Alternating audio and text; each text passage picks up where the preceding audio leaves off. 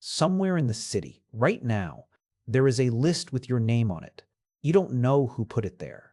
You don't know what it says. You only know that people whose names go on the list have a way of not coming to work one morning, and nobody ever asks where they went, because asking is how your name gets added too. Tonight, you are not on the list. Tonight, you are the one holding it. You work for the secret police. There is no sign on your building. Your own mother thinks you're a clerk in a records office, and for her sake, you will let her keep thinking that until the day you die. Your job is simple to explain and impossible to survive with your soul intact. Your job is to make people disappear. And the first person the job will slowly make disappear is you. Rank 1, the informant. You didn't apply for this. Nobody applies. You were recruited, which is a polite word for what actually happened. They had something on you, maybe a joke you told about the leader at a dinner party, maybe an uncle who fled the country, maybe nothing at all, just a quota some officer needed to fill. They sat you in a small room, slid a photograph across the table, and explained very calmly that you had two choices. You could inform on the people around you, or you could become one of the people. Other informants inform on. So now you listen. That's the whole job. You sit in your normal life, at your normal job, in your normal apartment building, and you listen. The neighbor who complains about bread prices, the coworker who owns a forbidden book, the friend who, after 3 drinks, says the thing everyone thinks and nobody says. You write it all down. And here is the part that rots you. From the inside, the system does not care whether your reports are true. It only cares that you keep filing them. An informant who reports nothing is not loyal. He's hiding something. So on the slow weeks, when your neighbors have done nothing, you learn to embellish. A raised eyebrow becomes suspicious sympathies. And somewhere, across the city, a man you invented a crime for is having his own door knocked on. You'll never meet him. You'll never know his name. You just needed the quota. 1 in every 3 people in this country is doing exactly what you're doing, which means 2 other people are watching you. Rank 2, the field officer. You are good at listening, too good. So they pull you out of your fake life and give you a real title nobody outside the building will ever hear, and a car with no license plates. Now you're the knock on the door. You learn the craft of it. The best arrests happen at 4 in the morning because a human being dragged out of deep sleep is confused, compliant, and won't make a scene the neighbors remember. You learn to take the whole apartment apart. In 20 minutes, floorboards, mattress lining, the toilet tank, the hollow spaces behind picture frames, because everyone hides something. And if they genuinely don't, you can always bring something to find. There is a dark comedy to the early days that you'll be ashamed of later. The training manual. Yes, there's a manual. Has an actual section on how to look bored. While a man begs, there's a recommended posture. You practice it in a mirror. But here's what the manual doesn't prepare you for. Sooner or later, the name on the arrest order is going to be someone you know.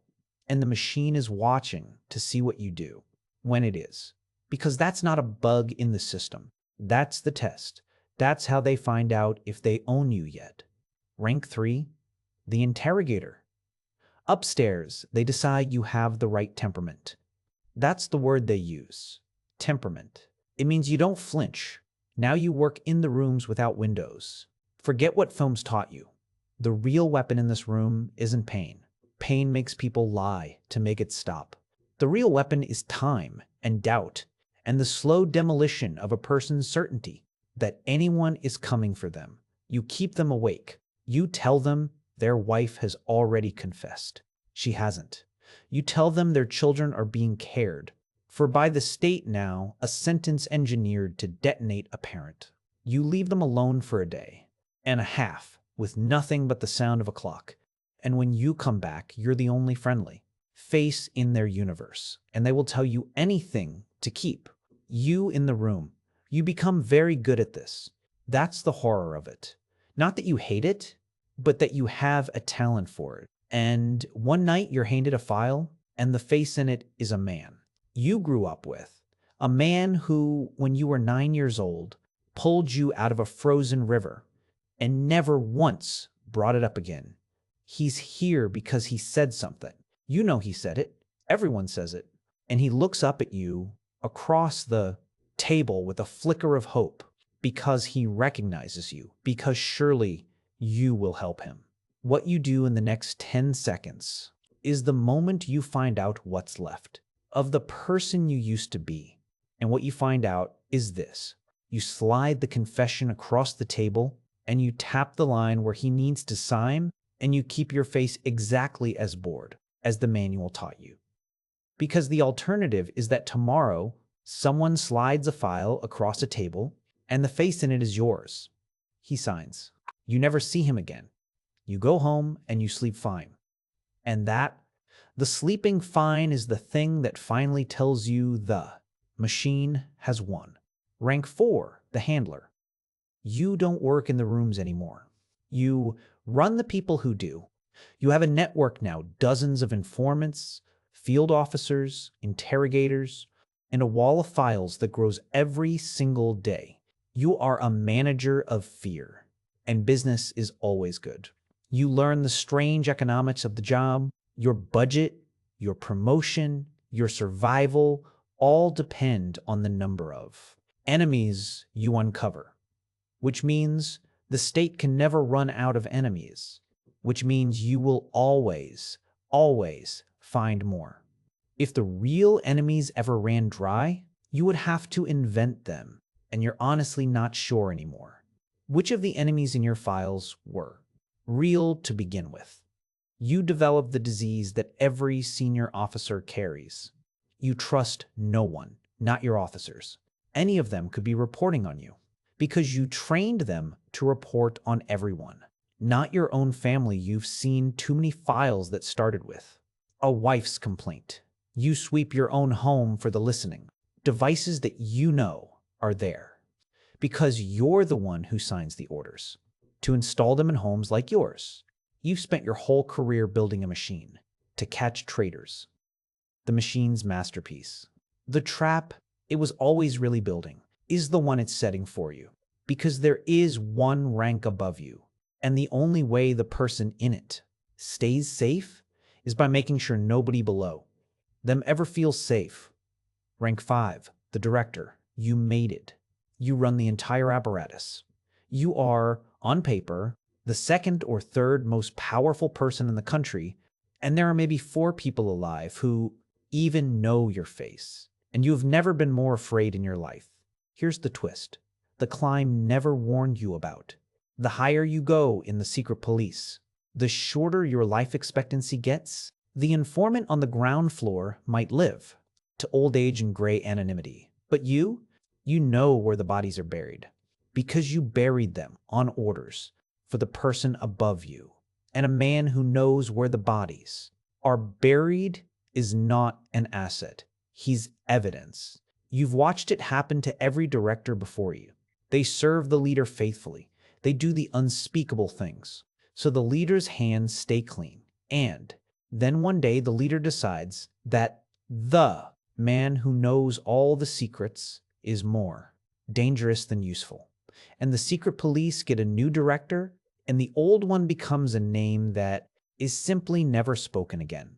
You built a machine that eats people. You are about to learn that it was never going to make an exception for the man who fed it. You start keeping your own secret file, insurance, evidence against the leader, hidden somewhere only you know. Every director does this. The leader knows every director does this. It has never once saved a single one of them.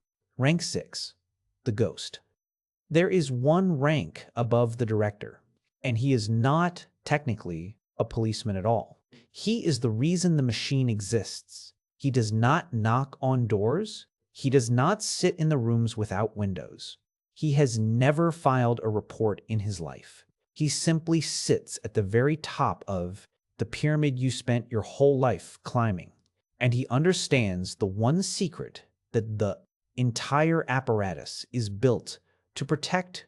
The secret police were never really about catching enemies of the state. They were about making sure that every single person in the country, the informant, the officer, the interrogator, the director, is too frightened of each other to ever unite against him. A population that spies on itself can never conspire. A people who suspect their own families will never trust each other enough to build a revolution. The fear isn't a side effect of the system. The fear is the entire product. You spent your life thinking you were hunting traitors. You were manufacturing loneliness by the millions so that one man could sleep. And the darkest part, he's afraid too. He sleeps in a different room every night. He has a food taster. He trusts no one because he built a country where no one can be trusted. He is the most powerful man in the nation, and he is a prisoner of the exact machine he ordered you to build. Here's what nobody in the building ever says out loud. The secret police don't end when the regime does, when it finally falls, and they always, eventually, fall. The crowds break into your windowless building, and they find the files, millions of them. And in those files, ordinary people finally read who informed on them. They discover it was their neighbor, their teacher, their brother, the friend who pulled them out of a frozen river. That's the real monument you spent your life building, not the arrests, not the confessions. A whole society that can never fully trust each other again. For 2 generations, long after the last officer is gone, you wanted to survive. So you listened, and you knocked, and you slid the confession across the table, and you told yourself the whole time that you had no choice. And maybe you didn't. That's the cruelest thing the machine ever did to you. It made sure that by the time you understood what you were part of, you were already the thing you were afraid of. Somewhere in the city tonight, there is a list. Your name isn't on it yet. Sleep while you can.